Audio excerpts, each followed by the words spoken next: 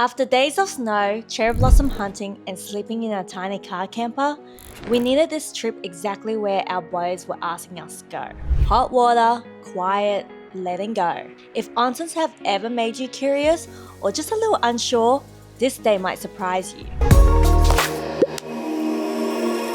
This was our fourth and final day of car camping in Japan.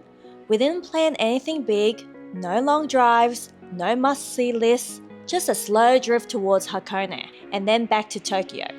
Hakone is one of those places you hear about as you plan your Japan trip. It's an onsen town where people escape to for a day of hot water and rest. I've never been before, but it has always been on my list. One of those places you imagine long before you arrive. After cold nights, winding mountain roads, and not much sleep, the idea of finally soaking in an onsen felt like the best way to end the trip.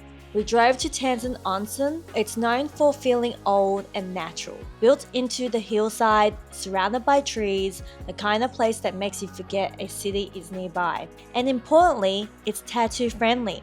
Most onsens still don't allow tattoos, so places like this are harder to find. What we didn't expect was how busy it would be. By early afternoon, the car park was completely full. Cars lined up along the mountain road. We waited for about 45 minutes or more and watched people walking past us towards the onsen while we waited just to enter the parking lot. It felt a little surreal. In hindsight, the train might have been faster. There's a nearby station, then a 25-minute uphill walk. But in the moment, we stayed put, watched the trees, watched people pass, and honestly, that felt right. This trip wasn't about efficiency. It was about slowing down, even when slowing down wasn't convenient. Go to the vending machine. You must be quiet. You see adult for one. We did adult for two. You put money first. Put money up here. It tells you how much. And then Bloop. Press and then it gets ticket. Gets your ticket. The ticket, it looks like this. And you just give it to the counter guy. And he gives you entry, I guess. Yeah, Once we finally got inside though, it was completely worth it. Tickets are about 1,450 yen. That's 950 USD per adult. Being naked in an onsen always sounds scarier than it actually is, especially for the first time. There's a moment right after you shower when you step into the bath and realize no one is watching, no one cares. Everyone is just, well, human. Before you enter the baths, you shower first. You sit down, wash properly. The bath is just for soaking. For those who have long hair, hair should always be up. It should not touch the water. And yes, you're completely naked. Onsens are usually separated by gender. Mixed onsens do exist, but they're rare. And just so you know, no phones or cameras are allowed inside. Everything stays in the locker room. It keeps the space calm, private, respectful. So, if you've never been to an onsen, it feels a little bit like this.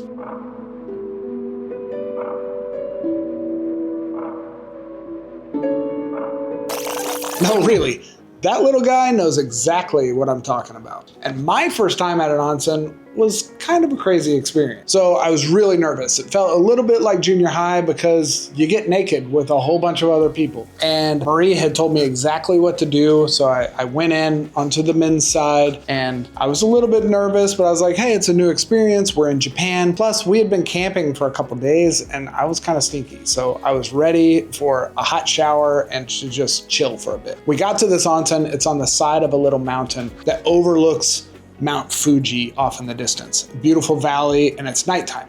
So I go in and I'm kind of looking around and I was like, okay, there's all these people in here. I was not expecting there to be like 50 guys all around, but there were. Apparently on the girls' side, there was only like 8 or 10, something like that. But on the guys' side, it was really busy. So I go in there, I get a little locker, I put my things in the locker, I strip down, and then I'm looking for, Marie told me, look for the little showers where you go shower yourself. And you do a head to toe wash. It's a very cool thing. Once you get used to it, you soap yourself all down, you pour hot water all over yourself. It's great. You get super clean that way. And then you go into the onsen. And an onsen, it's just a hot bath, typically outside, and it's with a whole bunch of other people there, but you're very quiet. And after I got all cleaned up, felt amazing to be clean after so many days in that camper and to be warm because we've been so cold. Then I went out the door, and I assumed that the door that was nearest to the showers would be the door that I would go out to go down to the onsen. Turns out that was just for a viewing deck that overlooks the onsen, and there's no way from the viewing deck down to the gorgeous rock pools. So imagine this, I'm a very tall white dude who's clearly Gaijin, not Japanese, and I walk outside and I see this breathtaking view of Mount Fuji off in the distance and this valley in front of me. And keep in mind, I'm not wearing a stitch of clothes. I've got a little like hand towel that you can bring with you, so I would like covering my, family jewels. And I look out and there's no way for me to walk where I'm at down to where the onsen. And I'm looking around like a deer in headlights going, oh no, what do I do?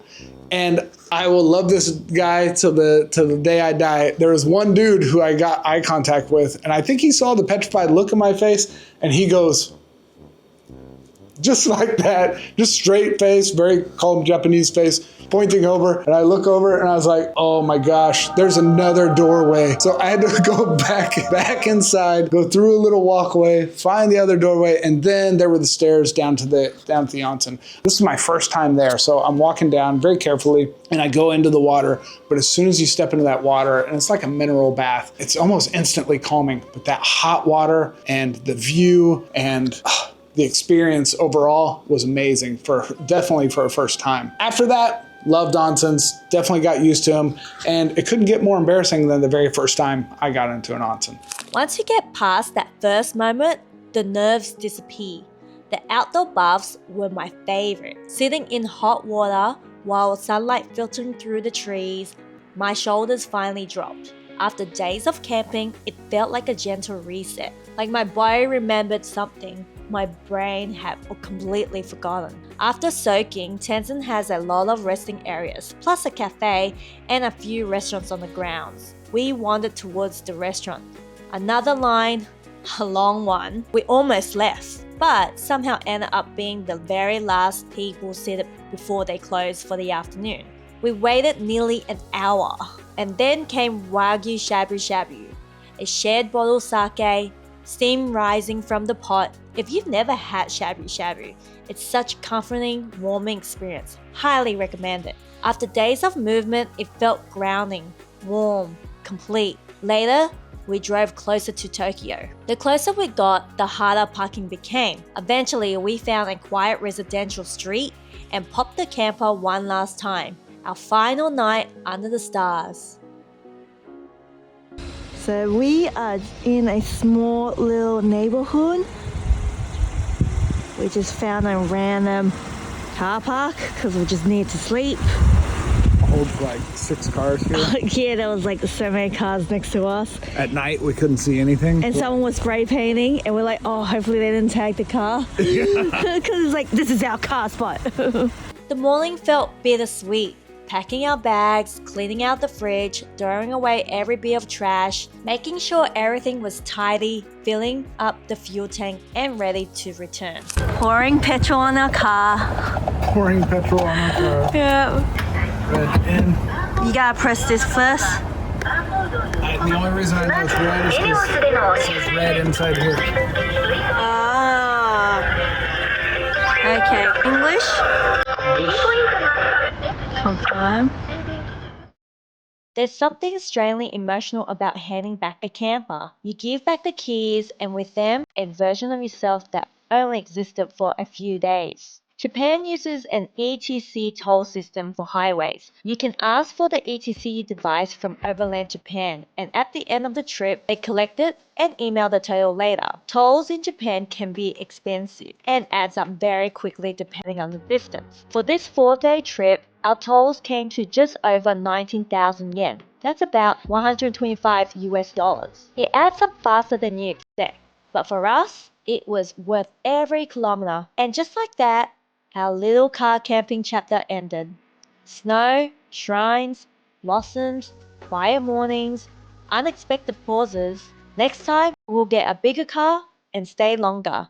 travel further, and experience new adventures. If you have questions about tattoo-friendly onsens, how onsens work, or car camping in Japan, leave them in the comments.